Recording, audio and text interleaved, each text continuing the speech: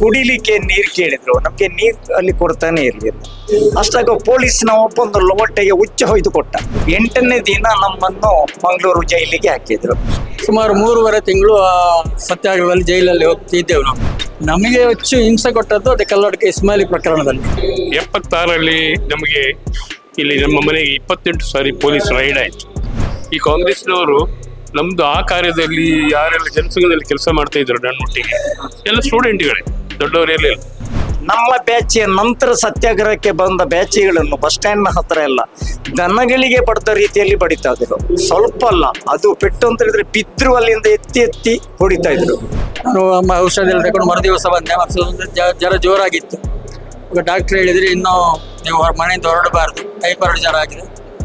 ಮನೆಯಲ್ಲಿ doctor medical report ಕೊಟ್ಟು ಹಾಗೆ ಅವರು ICU ಅವರು ಹೇಳಿದ್ರಂತೆ, ಡಾಕ್ಟ್ರು ಸರ್ಟಿಫಿಕೇಟ್ ಕೊಟ್ಟಿದ್ದಾರೆ, ಅವರನ್ನು ಅರೆಸ್ಟ್ ಮಾಡ್ತಾರೆ ಅಂತೇಳಿ. ಎಮರ್ಜೆನ್ಸಿಯಲ್ಲಿ 1975ರಲ್ಲಿ ಶ್ರೀಮತಿ ಇಂದಿರಾ ಗಾಂಧಿ ಅವರು ಈ ದೇಶದ ಮೇಲೆ ತುರ್ತು ಪರಿಸ್ಥಿತಿ ಹೇರಿದಂಥ ಸಂದರ್ಭದಲ್ಲಿ ಜೂನ್ 25ಕ್ಕೆ ತುರ್ತು ಪರಿಸ್ಥಿತಿಯನ್ನು ಹೇರಿದರು. ನವೆಂಬರ್ ತಿಂಗಳಿಂದ ಇಡೀ ದೇಶದಲ್ಲಿ ಸತ್ಯಾಗ್ರಹ ಪ್ರಾರಂಭ ಆಯಿತು. ಈ ಸತ್ಯಾಗ್ರಹಕ್ಕೆ ದೊಡ್ಡ ಸಂಖ್ಯೆಯಲ್ಲಿ ಜನಗಳನ್ನು ಒಟ್ಟುಗೂಡಿಸುವಂಥ ಕೆಲಸ ರಾಷ್ಟ್ರೀಯ ಸ್ವಯಂ ಸೇವಕ ಸಂಘ RSS ಆವಾಗ ಗುಪ್ತವಾಗಿದ್ದುಕೊಂಡು ಕೆಲಸ ಕಾರ್ಯಗಳನ್ನು ಮಾಡಿತ್ತು.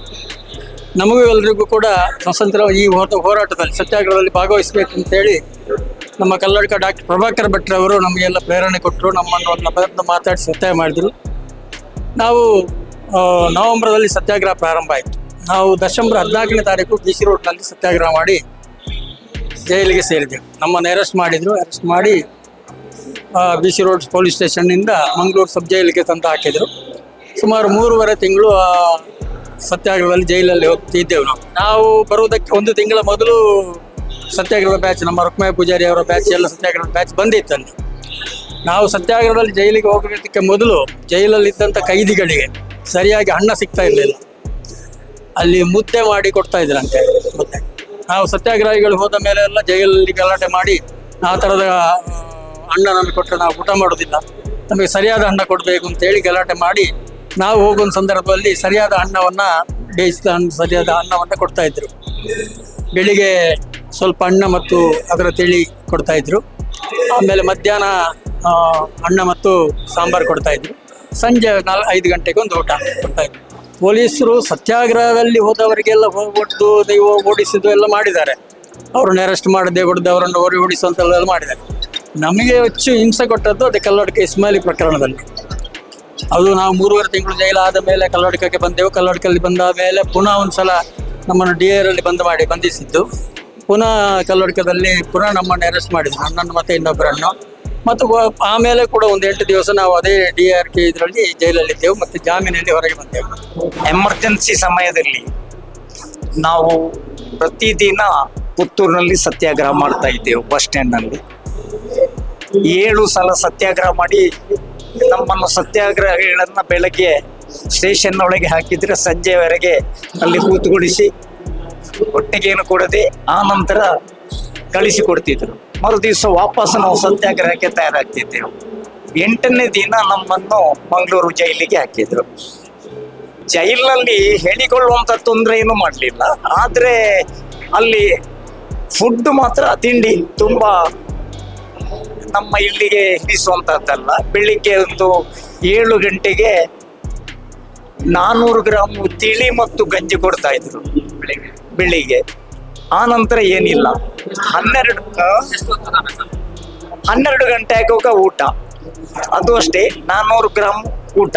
ಅದಕ್ಕೆ ಏನಾದರೂ ಸಾಂಬಾರು ಅಂತ ಹೇಳಿದರೆ ಅಲ್ಲಿದ್ದ ಕ್ರೋಟನ್ ಸೊಪ್ಪನ್ನು ಕಡ್ದು ಹಾಕಿ ಏನಾದರೂ ಮಾಡಿ ಒಂದು ನೀರು ಸಾರು ಕೊಡ್ತಿದ್ರು.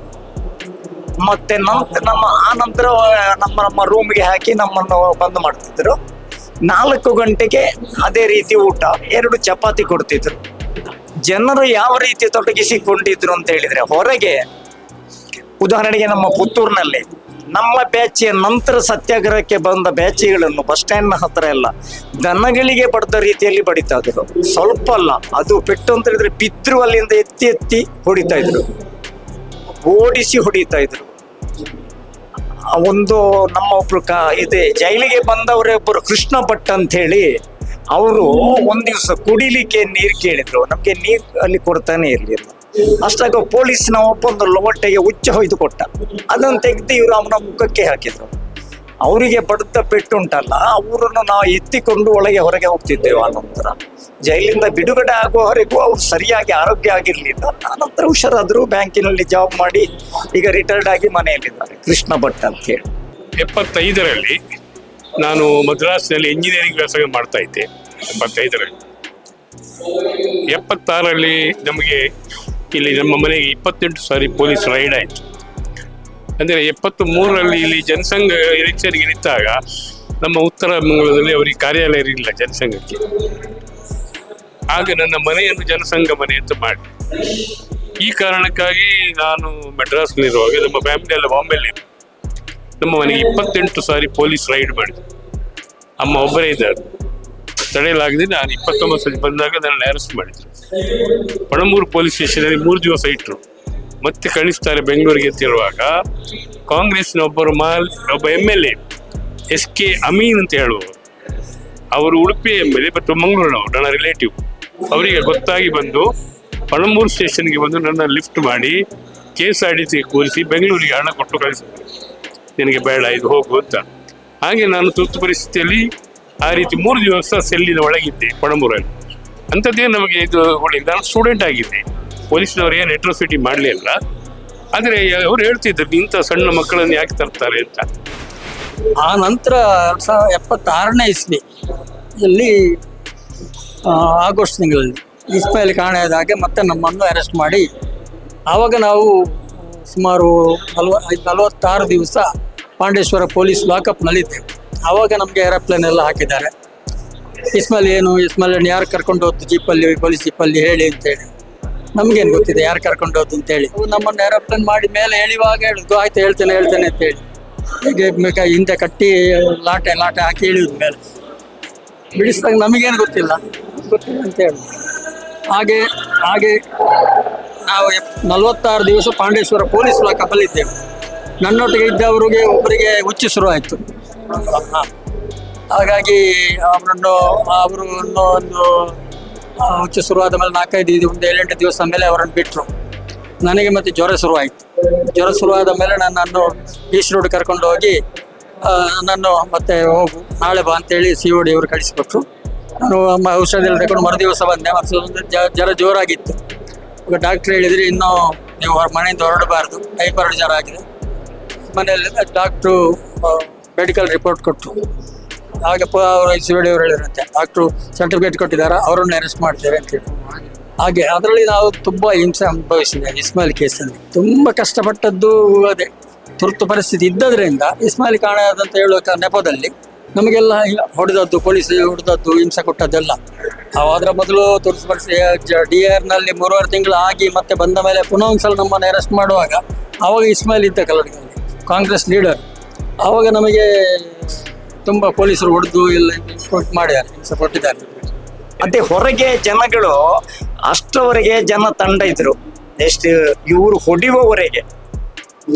ಆ ಹೊಡೆದ ರೀತಿ ವಿಪರೀತ. ನಮಗೆ DIR-ನಲ್ಲಿ ನಮ್ಮನ್ನು ಬಿಟ್ಟ ನಂತರ ನಮಗೆ ಮೀಸಾ ಹಾಕಿದ ನಂತರ ನಮಗೆ ಆದೇಶ ಬಂತು ನಮ್ಮ ಹೈಕಮಾಂಡ್ ಇಂದ ತಪ್ಪಿಸಿ ಅಂತೇಳಿ. ಆ ನಂತರ ಮಾತ್ರ ನಾವು ಬಹಳ ಕಷ್ಟ. ನಾವು ಎಲ್ಲಿದ್ದೇವೋ ಅಲ್ಲಿಗೆ ಹುಡುಕೊಂಡು ಬರ್ತಿದ್ರು. ಮಧ್ಯರಾತ್ರಿ ಇರಬಹುದು, ರಾತ್ರಿ ಇರಬಹುದು. ಒಂದು ಮನೆಯಲ್ಲಿ ಇದ್ದೇವಂತ ಗೊತ್ತಾದ್ರೆ ಆ ಮನೆಗೆ ಬಂದು ಅವರು ರೌಂಡ್ ಅಪ್ ಹಾಕಿದ್ರು. ಅವ್ರನ್ನ ಹಿಡಿದೇ ಶುದ್ಧ ಅಂತೇಳಿ. ನಾವು ಬೇರೆ ಬೇರೆ ದಿಕ್ಕಿನಲ್ಲಿ ಎಲ್ಲೆಲ್ಲಿ ಈ ಬೈಹುಲ್ಲಿನ ಮುಟ್ಟೆಯಲ್ಲಿ, ಕೆಲವರ ಕುಟ್ಟಿಗೆ ಅಡ್ಡದಲ್ಲಿ, ಹೀಗೆಲ್ಲ ನಮ್ಮ ಗ್ರಾಮದಲ್ಲಿ ನಾವು ಇರಲೇ ಇಲ್ಲ. ತುಂಬಾ ಕಷ್ಟ. ಊಟ ತಿಂಡಿ ಎಲ್ಲ ನಮಗೆ ಸಿಕ್ಕಿತ್ತು, ಇಲ್ದಿದ್ರೆ ಇಲ್ಲ. ಆದ್ರೆ ನಾವು ಈ ಕಹಳೆ ಹಚ್ಚುವ ಕೆಲಸ ಮತ್ತೆ ಜನಗಳನ್ನು ಎಬ್ಬಿಸುವ ಕೆಲಸ ಬಹಳ ಚಂದ ಮಾಡ್ತಿದ್ದೇವೆ ನಾವು.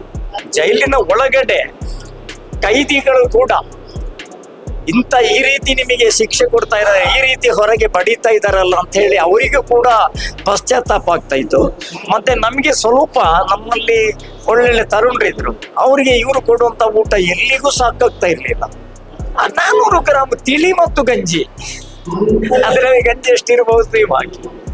ಮತ್ತೆ ಕೆಲವು ಹೊರಗಿನ ನಮ್ಮ ಹಿತೈಷಿಗಳಿಗೆ ನಾವು ಹೇಳಿ ಸ್ವಲ್ಪ ನಮ್ಮ ಕೆಲವು ಹುಡುಗರಿಗೆ ಇಲ್ಲಿ ತಿಂಡಿ ಏನು ಸಾಕಾಗ್ತಾ ಇಲ್ಲ, ಮತ್ತೆ ನಮಗೆ ನೀವು ಸ್ವಲ್ಪ ತಂದು ಕೊಡಿ ಅಂತ ಹೇಳಿ ಸ್ವಲ್ಪ ತಂದು ಕೊಡ್ತಿದ್ರು. ಅದನ್ನು ಪೊಲೀಸರು ನಮಗೇನು ತೊಂದರೆ ಇಲ್ಲದೆ ಒಳಗೆ ತರ್ತಾ ಇದ್ರು. ಈ ಜನಗಳಿಗೆ ಅಲ್ಲಿ ಆಗುವ ತೊಂದರೆ ಅಂತ ಹೇಳಿದ್ರೆ ಯಾವ ವಾಕ್ ಸ್ವಾತಂತ್ರ್ಯವೂ ಜನಗಳಿಗೆ ಇರ್ಲಿಲ್ಲ. ಅವರು ಹೇಳಿದಾಗೆ ಯಾರನ್ನು ಯಾಕೆ ಅರೆಸ್ಟ್ ಮಾಡ್ತಾರೆ, ಯಾಕೆ ಕೊಂಡೋಗ್ತಾರೆ ಅಂತೇಳಿ ಯಾರಿಗೂ ಗೊತ್ತಿಲ್ಲ. ಅವ್ರಿಗೆ ಖುಷಿ ಬಂದಾಗೆ ಬಂದು ತಕೊಂಡು ಹೋಗ್ತಿದ್ರು. ಆ ಒಂದು ಇಸ್ಮಾಯಿಲ್ ಪ್ರಕರಣ ಆಯ್ತು, ಅದರಲ್ಲಿ ಅವರಿಗೆ ಗೊತ್ತು, ನಮಗೆ ಮತ್ತು ಅದಕ್ಕೆ ಸಂಬಂಧವೇ ಇಲ್ಲ, ನಾವು ಎಲ್ಲಿಯವರ ಅದು ಎಲ್ಲಿ ಅಂತೇಳಿ. ಆದ್ರೂ ನಮ್ಮನ್ನೆಲ್ಲ ಹಿಡ್ಕೊಂಡು ಕಂಡಾಪಟ್ಟೆ ಶಿಕ್ಷೆ ಕೊಟ್ಟಿದ್ದಾರೆ. ಈ ಕಾಂಗ್ರೆಸ್ನವರು ನಮ್ದು ಆ ಕಾರ್ಯದಲ್ಲಿ ಯಾರೆಲ್ಲ ಜನಸಂಘದಲ್ಲಿ ಕೆಲಸ ಮಾಡ್ತಾ ಇದ್ರು ನನ್ನೊಟ್ಟಿಗೆ ಎಲ್ಲ ಸ್ಟೂಡೆಂಟ್ಗಳೇ, ದೊಡ್ಡವರೆಲ್ಲ ಇಲ್ಲ. ನಮ್ಮ ಇಡೀ ಗ್ರಾಮದಲ್ಲಿ 90% ಜನ ಕಾಂಗ್ರೆಸ್, 10% ಕೂಡ ಇಲ್ಲ, ಅದು ಕೂಡ ಸ್ಟೂಡೆಂಟ್ ಮಾತ್ರ. ಅವರ ಮೇಲೆ ಎಲ್ಲರ ಮೇಲೆ ಪೊಲೀಸ್ ರೈಡ್ ಮಾಡೋದು ಇದೆಲ್ಲ ಮಾಡ್ತಿದ್ರು. ಹಾಗೆ ತಡೆಯಲಾಗದೆ ನಮಗೆ ನಾನು ಜನರನ್ನು ಸಂಘಟಿಸಿ ಕಾಂಗ್ರೆಸ್ನ ವಿರುದ್ಧ ನಾವೆಲ್ಲ ಎದ್ದು ನಿಂತು ಆಟ ಎಮರ್ಜೆನ್ಸಿಯಲ್ಲಿ ಕೆಲಸ ಮಾಡಿದ್ವಿ. ಏನು ಮಾಡ್ಲಿಕ್ಕೆ ಸಾಧ್ಯ ಇಲ್ಲ. ಒಂದು 7-8 ಸ್ಟೂಡೆಂಟ್ಗಳು ಏನು ಮಾಡ್ಬೋದು? ಪೊಲೀಸ್ ಅವರದು, ಸರ್ಕಾರ ಅವರದು, ಕಾಂಗ್ರೆಸ್ ಅವರದು ಎಲ್ಲ ನಾವೇನು ಅಷ್ಟು ಅನ್ಯಾಯ ಆಗ್ತಿತ್ತು. ಅದೇ ನನ್ನ ಎಜುಕೇಶನ್ ಮುಗಿಸಿ ಮತ್ತೆ ನನಗೆ ಆಕ್ಸಿಡೆಂಟ್ ಆಯಿತು, ಮತ್ತೆ ಕಂಟಿನ್ಯೂ ಮಾಡ್ಲಿಕ್ಕೆ ಆಗಲಿಲ್ಲ, ಮತ್ತು ಪಾರ್ಟಿ ಆರ್ಗನೈಸೇಷನ್ಗೆ ಸೇರಿದೆ.